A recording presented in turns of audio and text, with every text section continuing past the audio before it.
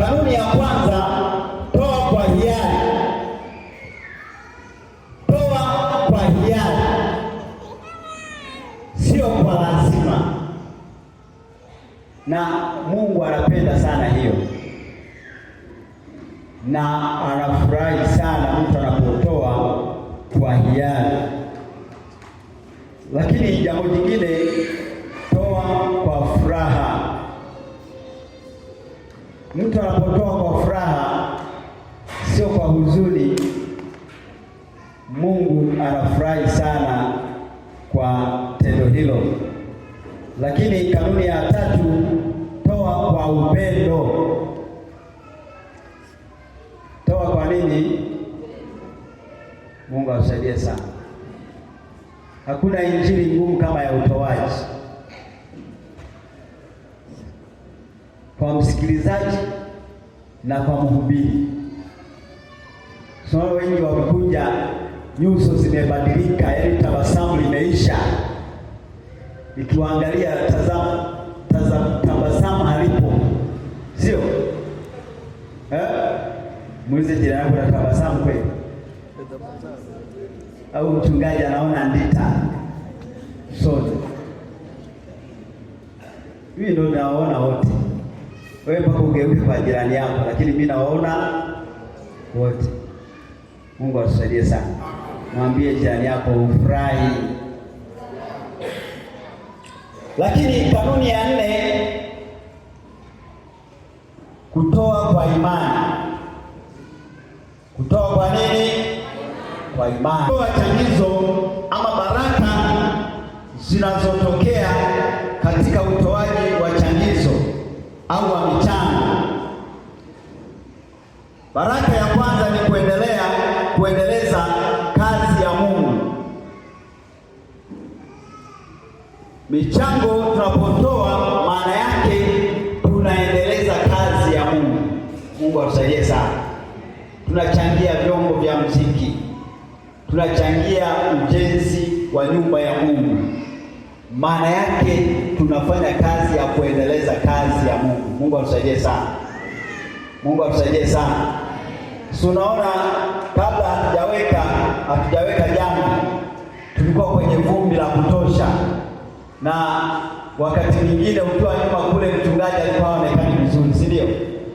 Lakini leo hata kama ungekaa nje kwenye msingi kule nje, utamwona mchungaji. Mungu atusaidie sana.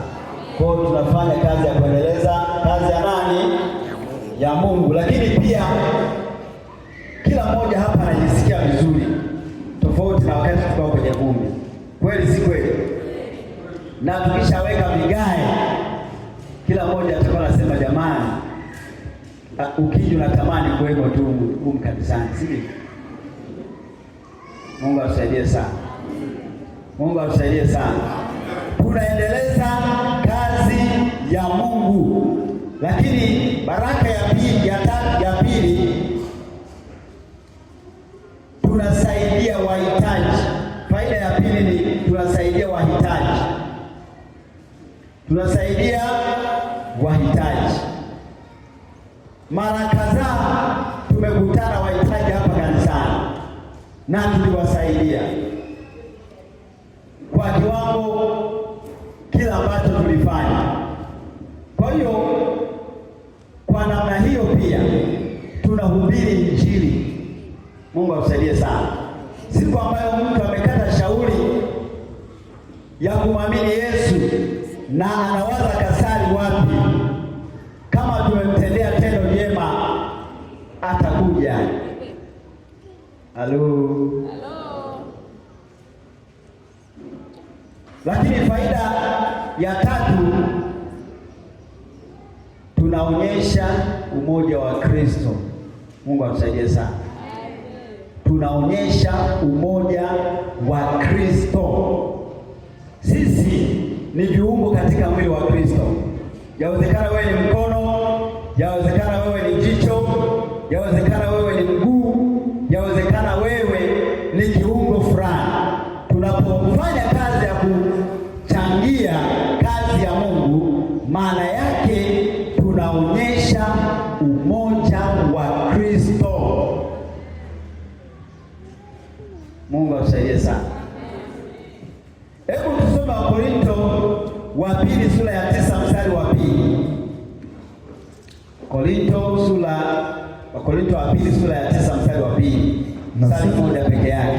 Anasema, maana ninaojisifia kwa ajili yenu kwa Makedonia, ndio kwamba Akaya ilikuwa tayari tangu mwaka mzima, na bidii yenu imewatia moyo wengi wao. Amen. Ni kama Wakorintho wa pili sura ya 9 mstari wa 2.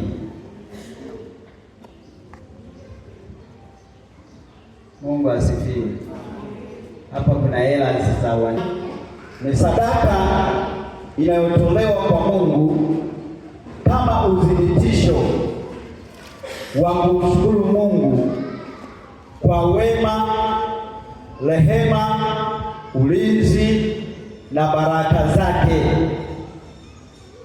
Sadaka ya shukrani ni sadaka inayotolewa kwa Mungu kama udhibitisho wa kumshukuru Mungu kwa wema, rehema, ulinzi na baraka zake.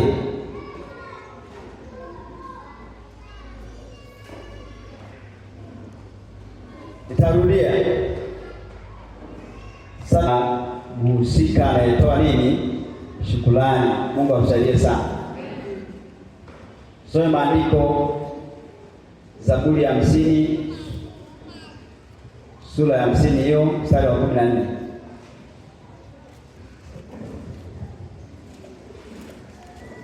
Zaburi sura ya 50 mstari wa 14. Nasema, ndio. Zaburi ya 50 mstari wa 14, Biblia inasema, mtolee Mungu dhabihu za shukrani. Mtolee Mungu dhabihu za shukrani. Mtimizieni aliye juu nadhiri zako. Amen. Amen. Shukrani tunatoa kwa Mungu kwa sababu ya wema wake, rehema zake, ulinzi wake na baraka zake. Mungu atusaidie sana. Unafahamu, wakati mwingine kama mtu unaona maisha yako yametulia, hakuna magonjwa, hakuna ajali, unaweza kujikuta unasahau, unafikiri tu ni kwa sababu tu na muda wako fulani hivi, lakini upendi neema ya Mungu na rehema ya Mungu, ulinzi wa Mungu na baraka zake.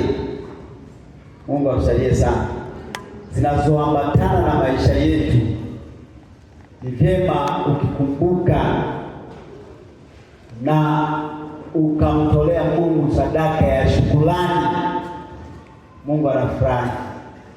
Mungu atusaidie sana. Anaona ni jinsi gani unatambua uwepo wake katika maisha yako. Unatambua ni jinsi gani Mungu anakutunza, anakulinda, anasimama na wewe katika mazingira yote. Mungu atusaidie sana.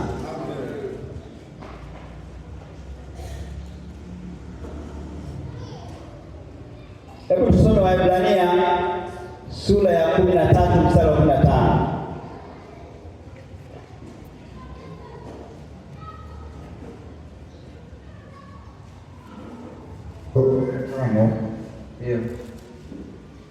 Biblia inasema,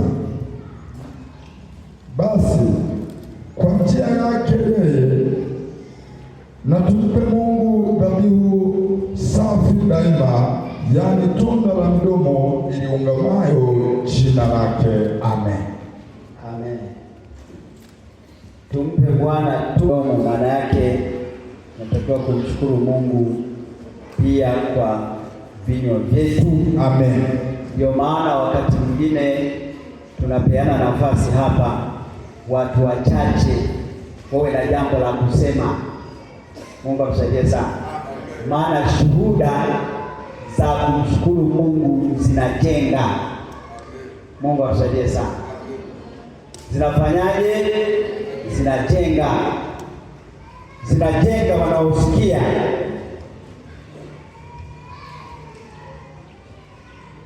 Umuhimu wa sadaka ya shukrani